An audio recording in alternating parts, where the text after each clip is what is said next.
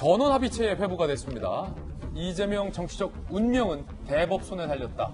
지금 2심에서 당선 무효형이 나와서 대법원 판결을 많은 사람들이 기다리고 있습니다. 이게 끝까지 당선 무효형이 나올까? 아니면 무죄가 나올까? 왜냐면 1심에서 무죄였거든요. 무죄, 당선 무효. 극과 극을 오갔기 때문에 대법원의 판단만 남았는데 이게 시간이 더 걸리게 됐다는 겁니다. 대법원에서 대법관 소부 심리 9개월 만에 우리 못 결정하겠다. 그냥 전원합의체에 화부하게 하겠다. 라고 넘겨버린 겁니다. 그래서 지금 논란이 되고 있어요. 대법원 전원합의체란 대법원장 포함해서 13명으로 구성된 협의체입니다. 더 큰 사이즈예요. 그럼 지금까지 뭐 했냐, 대법원은? 라는 논란이 있고요. 대법원이 정치적인 부담이 되니까 이러는 거 아니냐라는 비판도 현재 나오고 있습니다. 만약에 2심 판결이 확정된다면 당선 무효, 피선거권 5년 박탈, 30억 원이 넘는 도지사 선거 보전 비용도 반납을 해야 한다는데 2심에서 유죄가 나왔던 부분,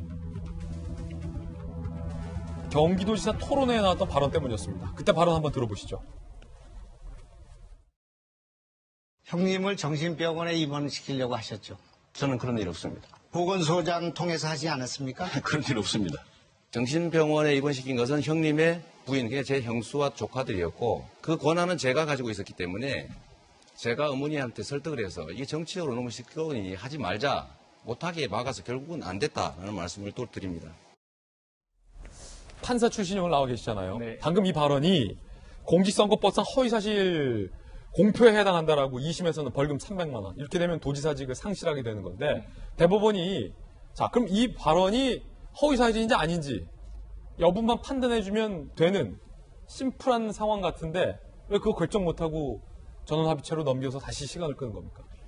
어떻게 보면 간단한 사건일 수도 있습니다. 그런데 이제 2심에서 유죄로 인정한 이유는 뭐냐면 그 보건소장이 내가 이재명 그 당시 그 성남시장으로부터 강제 입원에 대한 검토를 지시받았다 이렇게 한 거예요. 그러니까 팩트는 검토 지시하라고 했다고 하는 그 증언은 이제 살아 있는 거고. 그런데 이제 조금 전에 보면은 그 약간 피해 나갈 수 있는 부분도 있어요. 뭐냐면 최종적으로 막았다. 그러니까 중간 이야기를 안 하고 지금 이재명 지사는 최종적으로 막았다. 그러면서 보건소장에 대한 질문을 약간 피해가는 건지 아니면 부인하는 건지가 약간 모호한 부분이 있거든요. 그래서 이제 대법원에 올라가게 되면 보통 이제 2심 사건이 6개월 안에 그 재판부에서 결정을 합니다, 요즘은. 근데 재판부가 이제 4명으로 구성이 돼 있거든요. 그런데 그 중에 한 명이라도 그 뭔가 합의에 반대를 하게 되면 이제 전원 합의부로 넘기는 게 원래 이제 법이에요, 그렇군요. 규정이에요. 근데 이 경우에는 4분 중에 어느 분이 지금 그 유죄 무죄에 대한 이견이 있었는지는 밝히지 않은 채 넘어갔는데 결국 재판 절차가 6개월 안에 결정돼야 될 걸 9개월 동안 끌다가 넘겼다는 부분이 이제 조금 저희들이 보기는 답답한 부분이고, 그 다음에 이제 대법원 합의체로 넘어가게 되면은 언제까지 판결하라고 하는 그 기한이 전혀 없습니다.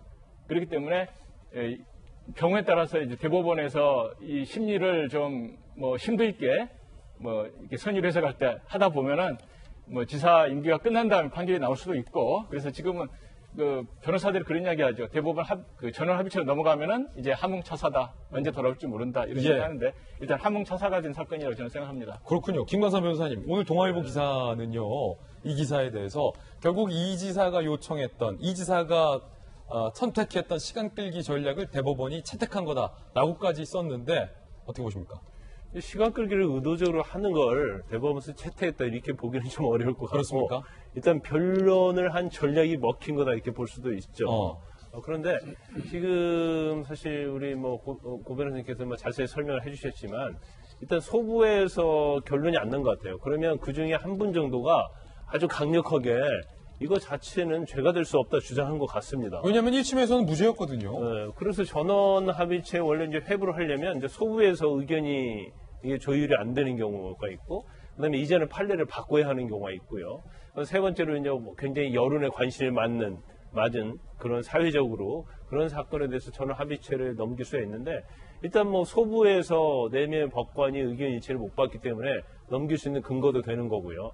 또 하나 자체는 이제 사회적으로 굉장히 이게 관심이 많은 사건 아닙니까? 그래서 전원합의체 넘기는 데 있어서는 별 문제가 없고, 이걸 이재명 지사 측에서 이제 의도적으로 그랬는지 어찌는지 모르겠어요. 그런데 일단은 시간은 벌은 거예요. 시간은 왜냐하면 벌었다. 전원합의체로 넘어가게 되면은 사실 결론까지 굉장히 기간이 많이 걸립니다. 예. 그리고 만약에 뭐 전원합의체 회의하려고도 한 달에 한 번 정도 열리고요. 또 전원합의체는 뭐 대법관들이 다 참여를 하니까 의견 조율하는데 시간 걸리죠. 또 선고할 때도 선고 자꾸 수정하는데 시간이 굉장히 많이 걸리거든요. 이제 그러다 보니까 시간은 벌었다고 이렇게 볼 수가 있고. 그렇군요. 이제 그 안에 이제 어떤 식으로 변론을 할지 또 본인 자체도 공개 변론을 원한다고 했거든요. 그럼 공개 변론 하게 되면 사실 언론에 다 보도가 되면 자기의 어떤 무고함, 억울함을 또 피력할 수 있는 그런 좋은 기회가 생기기 때문에 지금 사실 전원합의체를 넘긴 것 자체는 이재명 지사에게는 유리하면 유리했지 불리한 것이 아니다라는 생각이 들고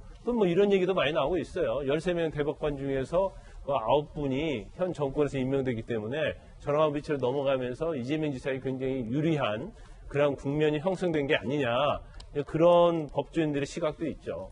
사실은 잠재적인 대선 주자잖아요. 그리고 특히 이번 코로나19와 관련돼서 이재명 지사에 대한 여론도 굉장히 좋은 여론들도 많이 나오고 뭐 비판적인 여론도 있습니다만 그런 상황에서 대법원이 그런 상황도 다 봤을 거예요. 그런데 만약에 전원합의체로 넘길 거면 빨리 넘기든가 9개월을 쥐고 있다가 넘긴 것과 관련해서 여러 조간신문들 비판이 오늘 나오고 있는데 결과적으로 따지고 보면 이재명 지사가 경기도지사직을 끝까지 임기까지 유지할 확률은 상당히 높아졌죠, 이재명 기자? 글쎄, 그건 진짜 대법원에서 전원합의체에서 논의할 거기 때문에, 아직 임기가 지금 2년 이상 남았기 때문에, 2년간 남았죠, 지금 2년간을 끌 것이냐. 사실은 그렇게 끌 사안은 아니라고 봐야겠죠. 왜냐하면 내용 자체는 그렇게 복잡하지 않습니다. 어떻게 보면 1심도, 그러니까 저 토론에서 발언 자체는, 약간 문제가 있는 거죠. 왜냐하면, 그러니까 직권남용을 다 아니라고 양쪽 1심도 2심도 맞습니다. 다시 얘기해서 시장이 우범자에게 대해서 정신질환이 우려된다 그러면 병원을 입원시킬 수 있는 권한이 있는 거죠, 기본적으로. 근데 어쨌든 이재명 당시 성남시장일 당시에 형의 강제 입원에 대해서 보건소장한테 한번 그런 방안이 있는지 마련하라는 건 팩트입니다. 그건 그 자체는 이제 팩트로 지금 법원도 인정하고 있는 거죠. 그래서 그런데 불구하고 이제 본인은 전혀 거기에 관여하지 않았다고 얘기한 게 자, 우발적으로 그냥 그 토론을 과정에서 나온 실수냐 아니면 고의적인 거짓말이냐 이게 사실 가장 핵심 쟁점인 거죠. 그런 점에서 어떻게 보면 그 쟁점 자체가 그렇게 복잡하지 않다.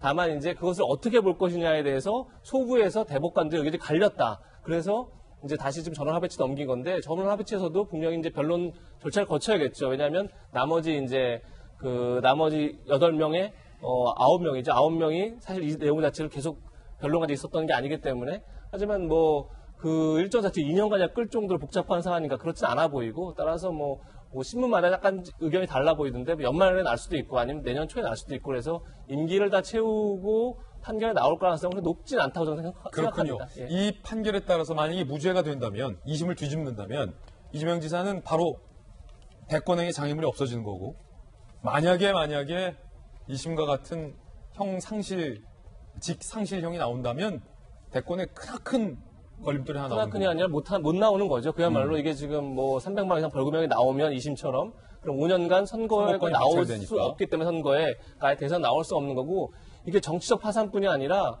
이재명 지사가 사실 페이스북에 올린 적도 있습니다. 자신의 SNS에 지금 지난해 2018년 선거 때 38억 원 썼습니다. 38억 원 썼고 그것을 대부분 다 보전을 받았습니다. 그런데 만약에 도지사에서 박탈되면 도지사직이 박탈되면 이것을 다시 다 국고에 다시 반납을 해야 됩니다. 저 한마디 그래서 때문에? 그렇죠. 그래서 경제적 파산까지 걱정을 하는 상황이고 본인도 그 얘기를 직접 쓴 적도 있습니다. 그래서 사실은 이게 간단치가 않네요. 간단치가 않기 때문에 소부에서 넘긴 게 적절하냐 아니냐 논란이 좀 있지만 어떻게 보면 한 사람의 정치적, 경제적 운명이 달렸기 때문에 소부에 의해 달라서 이제 결국은 전원합의체에 어떻게 보면 이재명 지사의 운명이 지금 막혀져 있는 거죠. 소부에서도 갈렸다라는 것은 이재명 지사의 운명을 쥐고 있는 일이 상당히 논쟁적이다라는 얘기이기도 한 만큼 과연 이 판결이 어떻게 나올지 좀 지켜봐야 될 것 같습니다.